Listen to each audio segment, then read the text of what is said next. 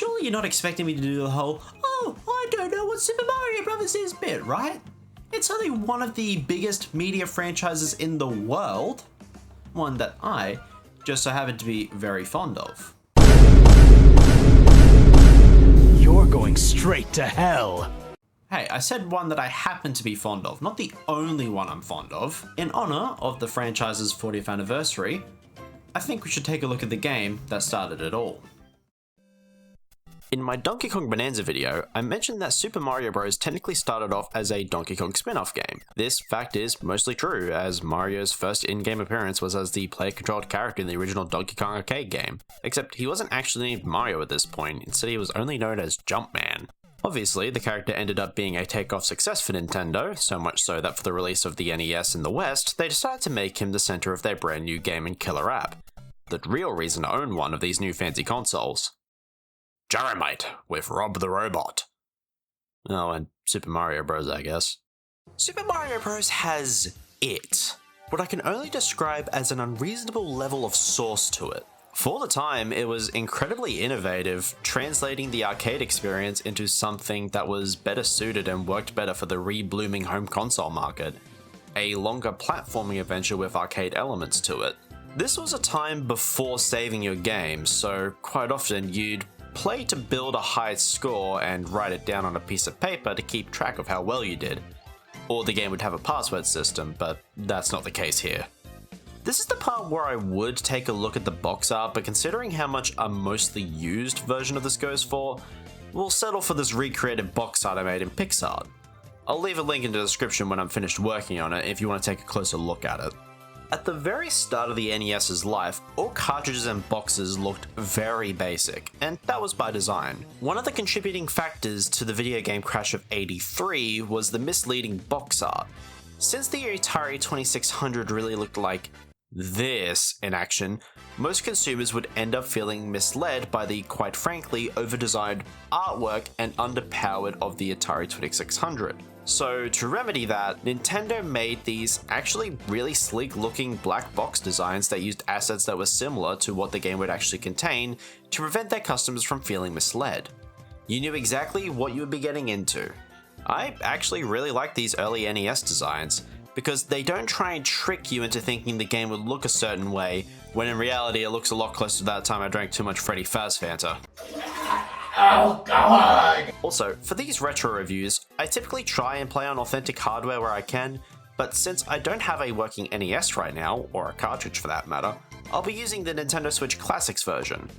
Any performance issues that would have existed in authentic hardware or glitches that were only possible because of cartridge tilting, I won't be able to cover for the time being. But to make up for the lack of authenticity, I'll be using these classic controllers for the time being, just to sort of replicate how the game would feel. This title screen is really classic. This old school pipe frame logo, the game playing itself until we press the start button. It's really simple but iconic. You know, I've never actually pressed this button until now, but I think it's time we press it and see what happens.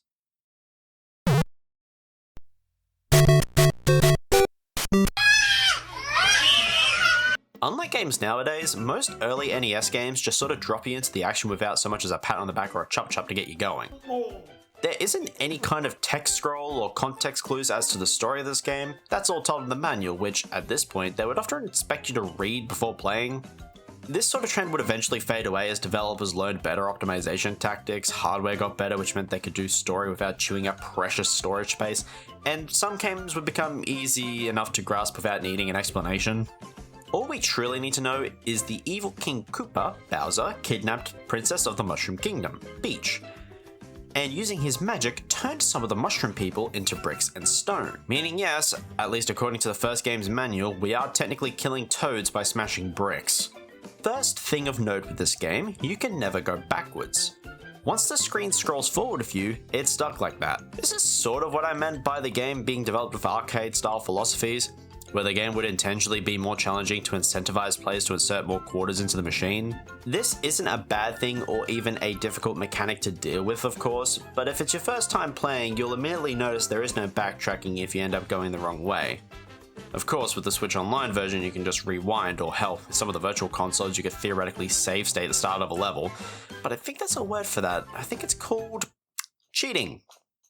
For all future Mario games, you can scroll the screen backwards as you move. Only a few levels would prevent you from doing this, as there would usually be auto-scrollers. Or if you enter a cheat code on New Super Mario Bros. DS, you can activate what the game calls Challenge Mode, which disables the ability to scroll the screen backwards. Mario's control scheme feels pretty good for his first outing.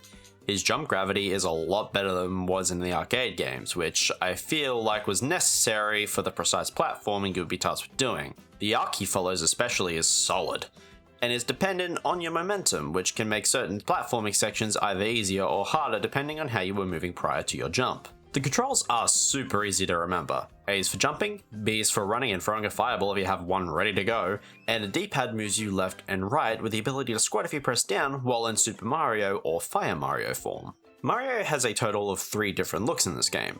Small, large, and like I mentioned before, Fire, which is just a palette swap with the larger form. Out of the 3 designs, Small Mario is the best looking one, and the usual sprite Nintendo uses to represent the original Mario Bros. And most advertising material nowadays. Just something about Super Mario sprite in this game has always looked off to me. It's something they fixed in later games, so it's not really an issue that exists anymore, but Christ, he looks weird. Overall, the graphics in this game still hold up extraordinarily well for how primitive it is. Because the NES was only an 8-bit console, that meant most sprites had pretty much no choice but to have a limited color palette, so most assets would tend to borrow from each other. The clouds and bushes here are the best example of this, as you can see they're the same asset, just color swapped. Same goes for a character like Luigi, who shares a color palette with the ground level Koopa Troopers in this game. Mario himself has a very compelling looking sprite, having all the important details the 2D artwork had with such a limited pixel count. Actually, funny story, as a kid I always thought Mario's mustache on this sprite was him smiling for some reason. I think it might be the way that they drew his mustache, but I don't know, it just looked like he was smiling. There are a total of 5 different level themes throughout the adventure: ground, underground, water, mountains, and castle. Ground and mountains are essentially the same level theme, but the main difference is the type of platforming the mountain levels require versus the flatter design of the ground stages. Underground levels can technically be accessed in ground levels as sub-areas, giving you some coins to add to your score and 1-up counter.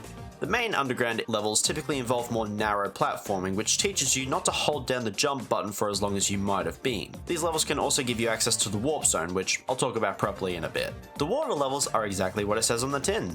They're some of gaming's first ever levels that actually fucking suck. Yeah, I'm not a big fan of these early water levels. Mario controls very strange, which is to be expected given the year this game came out and being one of the first of its kind, but it's still worth noting. Your gravity is obviously very floaty, except for when you go over bottomless pits, in which case you start sinking rapidly and have to mash A to swim back up, which is super odd but not too annoying to deal with. I guess they're trying to replicate something to do with gravity and how suction will bring you down. And finally, the castle levels. These are the most challenging gameplay-wise, requiring specific timing to avoid taking a hit, which you will want to have when you face off against Bowser. The main hazards of these castle levels would be fire, fire bars, fireballs, and Podoboos. There are a great number of enemies you'll encounter throughout these levels: the Goombas, the Koopas, the Piranha Plants, the Hammer Brothers, Lakitus, Spinies, Cheep Cheeps, Bloopers, Bullet Bills, Buzzy Beetles, all of them being mainstays that would grow and evolve with the series, even appearing as playable characters in some instances, or being the avatars for some of the more iconic characters from Paper Mario. The level design in this first Mario game is pretty damn good, all things considered. There are only a handful of levels I can say are not very good in comparison. 1-1 is the most iconic video game level possibly ever, and there's a good reason for that. This level teaches you the basics of Mario in a very clever and subtle way that you wouldn't think about if it's your first time ever playing. The first screen gives you a silent tutorial on the mechanics of enemies, jumping, and the super mushroom. And as you progress, it gives you slightly higher jumps and also teaches you about secrets such as the iconic warp pipe here, or even the hidden 1-up mushroom. You also get access to the fire flower and a superstar here. Definitely a great introductory stage to this new genre of game, teaching you the basics without needing explicit tutorials or signs everywhere telling you what to do. Looking at you, Capcom. I won't go over every level because that would get very boring very quick, so here's a few of the standouts to me personally.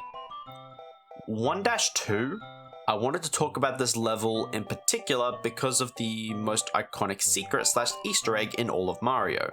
the warp zone. For my recording playthrough, I opted to only use the warp zone in 4-3 to World 5 because it wasn't a major skip and I wanted to show what the warp zone actually does. Warp zones let you skip sizable chunks of the adventure. If you play your cards right, you could theoretically beat the game by only beating a handful of levels in their entirety. Side note, there is a specific glitch you can do with these warp zones that take you to a glitched level, -1. I don't actually know how to do this glitch, nor will I talk about it much in this video, but it is kind of entertaining if you want to do something with it. 6-4 is probably the most standout castle level in my opinion, being an absolute bastard to navigate on your first run through. Seriously, had it not been for the Switch Online having a rewind feature, I would have time overed, which would have been super annoying to deal with. The level requires you to follow a specific path or else it repeats itself. Pretty ambitious given the hardware it was supposed to run on. Doesn't stop it from being an absolute ball ache of a mechanic to go through.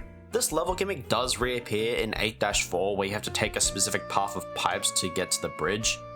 Speaking of castles, like I mentioned earlier, each castle has a Bowser fight and they get progressively harder as you go through the levels. In 1-4, Bowser just sort of jumps and occasionally spits fire at you, but as you go further into his domain, he'll eventually start throwing hammers at you like the Hammer Brothers you see a few levels prior. Of course, beating these castle levels brings us to the most infamous quote of the entire series. This is probably the biggest fuck you out of the entire series. How does Mario manage to go to the wrong castle not once, not twice, but 7 times? And it doesn't help that the Toad sprite looks like he's flipping you off with both hands. What a fucking asshole! Why didn't he just tell Mario that, oh yeah, she's in World 8, go there buddy? After actually finally reaching the end of 8-4 and defeating the actual Bowser, yes, the ones we've defeated up to this point have all been fakes, we rescue Princess Peach, or as she was called in the US at this point, Princess Toadstool. I fucking hate that name, so I'm just gonna call her Peach. She thanks us for rescuing her and tells us of a second quest we can partake in to max out our score. The second quest is just the same game again, but with harder enemies, like the Goombas being replaced with Buzzy Beetles for example. I opted not to play the second quest for this review as realistically, if I played this on a cartridge, it wouldn't have saved my progress anyway. Also the fact I've procrastinated long enough with making this fucking review. Speaking of the second quest, I will just say this now, I won't be covering the Japanese Super Mario Bros. 2 anytime soon. Not only because it's one of the hardest and most bullshit platformers produced by Nintendo, but also, it's so damn similar to the original I won't really have much new to talk about. However, I probably will give it the time of day when I eventually look at Mario ROM hacks. Overall, Super Mario Bros. Is still an absolutely classic platformer and has aged gracefully compared to other titles in this era. There is very little actually wrong with this game, especially by today's modern standards. And it must have done something so right to be spun off to the heights that it's ended up reaching. Having a whole theme park dedicated a section to it with the Super Nintendo world, an amazing animated film by Illumination with a sequel coming out next year based off Super Mario Galaxy, an incredibly unique LEGO theme, merchandise, amiibos, 3 surprisingly fun mobile games, limitless numbers of spin-offs and party games, and being majorly influential in development of the actual consoles the games appear on. But that's a story for another time. My final rating on the original Super Mario Bros. Is 8.5 out of 10. It's not perfect, but it's the start of a tremendous legacy. But that's not all. This is just the first part. Next time, I'll be taking a look at the re-releases and remasters of Super Mario Bros. After I fix my upload schedule because this video took 2 whole fucking months to make, Jesus Christ. If you liked this video, please leave a like and tell me what your thoughts on the original Super Mario Bros. Are. I'd love to see what everyone else thinks. And if you want to see more content like this, please subscribe. It's totally free and helps out a ton. Thanks for watching, gamers.